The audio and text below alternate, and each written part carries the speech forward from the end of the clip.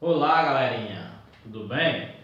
Espero que todos estejam bem, com saúde, tranquilos e felizes, tá? Estamos aqui em mais uma semana, não é? Agora nossas aulas estão sendo semanais, né? Tá acabando, pessoal, tá chegando no final do ano aí, vamos desse sprint final. Então estamos aqui em mais uma semana, mais uma segunda-feira, hoje dia 23 de novembro de 2020 e vamos continuar falando aí sobre o nosso querido amigo e tão importante solo, né? Mais ou menos aí, já umas 3 aulas já estamos discutindo algumas informações muito importantes sobre o que é um dos principais componentes da nossa crosta terrestre, né? Ou da nossa geosfera, que é o nosso querido solo. É nele que nós vivemos, é nele que nós nos ancoramos, construímos nossas casas, principalmente tiramos o nosso alimento, né? Entre outras características. Na aula passada, nós discutimos um pouco sobre os tipos de solo.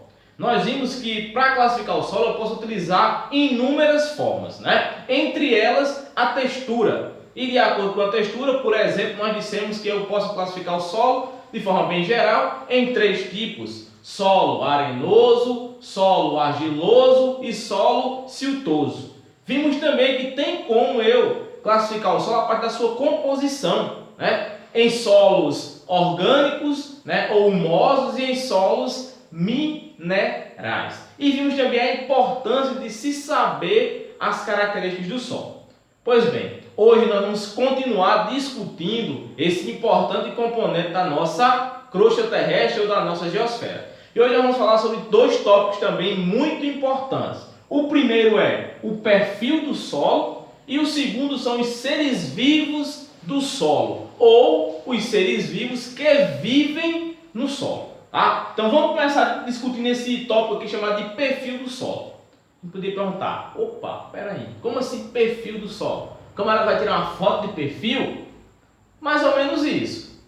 O perfil do solo, pessoal, é quando o cientista que trabalha com o solo, ele faz um perfil do solo, ele tira uma fotografia do solo. E nessa fotografia, ele percebe, minha gente, que o solo ele é composto por um conjunto de camadas, várias camadas, que a ciência denomina de horizonte. Eu creio que vocês já ouviram falar, na escola sobre os horizontes do solo. Então, o que são os horizontes do solo? São, a partir de um perfil, esse solo observa-se, tira-se uma imagem, tira-se uma foto e percebe-se que esse solo é formado por um conjunto de camadas. E essas camadas são denominadas de horizontes. Quando eu faço o perfil de um solo, eu consigo compreender que o solo é formado de forma básica, tá? Bem básica mesmo, por 4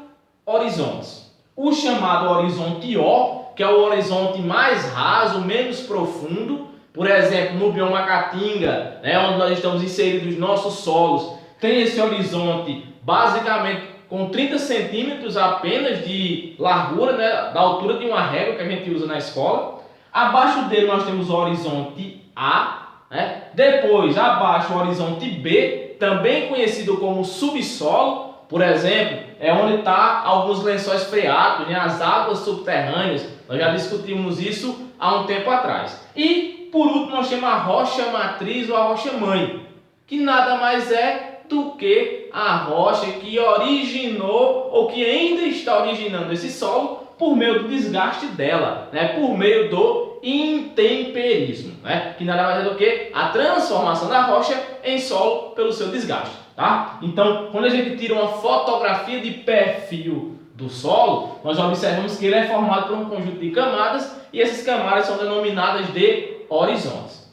Em particular, formado por esses 4 horizontes: horizonte O, horizonte A, horizonte B e a rocha matriz, que foi de onde esse solo se originou. Então, quando a gente olha aqui para essa imagem, minha gente, o que é que nós percebemos? Aqui estão as camadas do solo. Então, o camarada foi lá, fez um corte no solo e fez um perfil dele. E a gente observa que esse solo aqui, ele vai ser dividido nas mesmas camadas que a gente acabou de explicar. A camada mais superficial aqui, que é a chamada horizonte O ou horizonte orgânico, pessoal. Aí a gente poderia se perguntar, bom, por que horizonte orgânico, professor?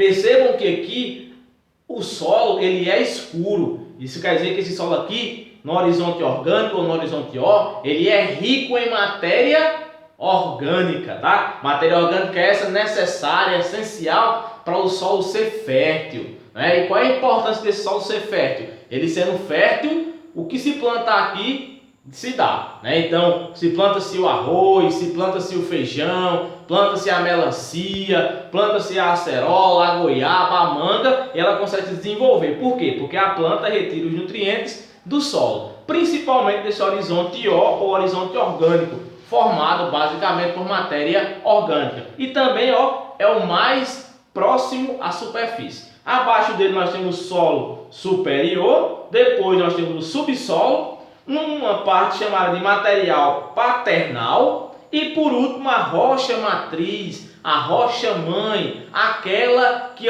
está originando ou já originou esse solo, tá? E uma outra coisa interessante, pessoal, é que de acordo com a quantidade de camadas e a espessura dessas camadas, eu posso determinar se esse solo é um solo jovem ou se esse solo é um solo velho.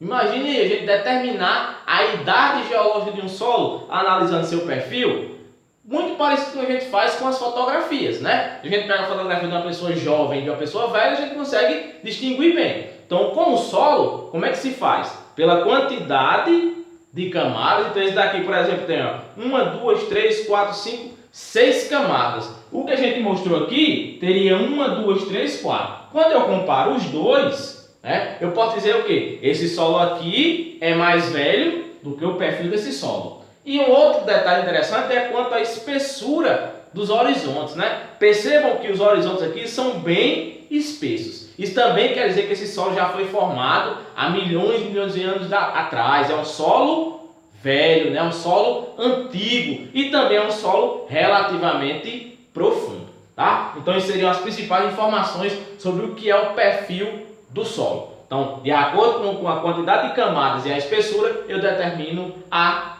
idade desse solo, tá? Como também a sua profundidade. Quanto mais velho, mais profundo. Uma outra informação importante sobre o solo são os seres vivos que vivem no solo. Então, o solo, pessoal, ele é considerado um componente vivo. Por quê? Porque o solo é formado por ar, ele é formado por água, ele é formado por partes minerais, é tanto que existem milhares de seres vivos que vivem no solo. Por isso que a gente não deve provocar queimada. Tá? Você que mora na zona rural, fala lá pro avô, fala pro pai, pro tio, ó pai, ó avô, não queima não, porque vai matar o solo. E o solo morre mesmo, tá? Quando se queima, vai matar os micro-organismos do solo, vão matar as formigas, as minhocas do solo, e o solo não vai ter mais como formar esse horizonte esse horizonte fértil que vai fazer com que dê muito feijão, dê muito milho na época do inverno. Não é assim? Então não se pode, não se deve tocar fogo, queimar a vegetação em cima do solo. Até porque a vegetação também, ela protege o solo, tá? Então, quais são os seres vivos que vivem no solo? São milhares. Milhares de seres vivos vivem em comunhão, né, lá dentro do solo. Alguns seres vivos não podem ser vistos a olho nu. Se eu pegar um punhado de terra e olhar assim, particularmente eu não vou ver alguns desses seres vivos, porque eles são seres vivos microscópicos. Por exemplo, as bactérias e os protozoários. Só que eles são muito importantes para o solo, pessoal. Tá? Então, um dos componentes, um dos seres vivos que moram no solo e que não conseguem ser vistos a olho nu são as bactérias e os protozoários. Já existem outros organismos vivos, né? Outros animais, plantas, as plantas vivem no solo. Elas vivem, fixadas no solo, retiram os nutrientes, retiram a água do solo. Como também outros animais que são vistos a olho nu, ou seja, animais macroscópicos, que nós não precisamos ter um microscópio, uma lupa para observá-los, que são, por exemplo, as formigas e as minhocas principalmente. As minhocas, elas são muito importantes para o solo, porque elas cavam o solo para se locomover, deixando o solo aerado, deixando o solo poroso, pessoal, para que a água consiga infiltrar, para que o ar entre e as raízes consigam absorver a água e o ar e não morram. E também ela produz o adubo mais importante e completo do mundo, um adubo natural, chamado de humus, tá? As minhocas são as responsáveis por produzir o humus, melhor dizendo, tá? E ambos, tanto os macroscópicos como os microscópicos, né? Eles realizam importantes funções no solo. Só que uma em particular é mais importante, que é o processo de decomposição dos restos no solo. Então, cai uma folhinha, cai um galho, cai um fruto, morreu um animalzinho, com o passar do tempo, ele desaparece. Ele foi para onde?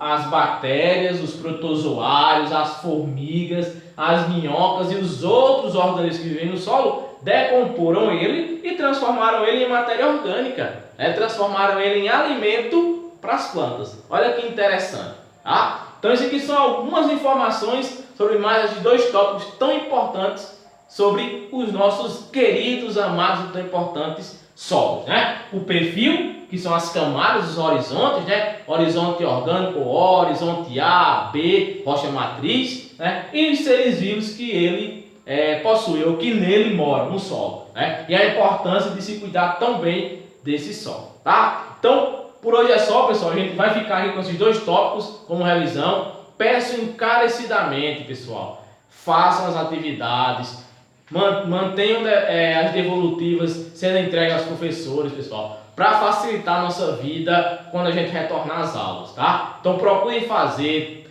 façam um esforcinho. Eu sei que está todo mundo cansado, mas vamos fazer esse esforço para a gente continuar devolvendo essas atividades em dia, para não atrasar e não acumular, tanto para vocês como também para nós, tá? Espero que vocês permaneçam bem, estejam bem, continuem se cuidando, minha gente. Não deixem de usar a máscara, evitem a aglomeração, porque a pandemia não passou ainda, pessoal. Os casos estão aumentando porque as pessoas estão se descuidando, então não se descuidem, tá? Uma ótima semana, uma abençoada semana para vocês e até a próxima.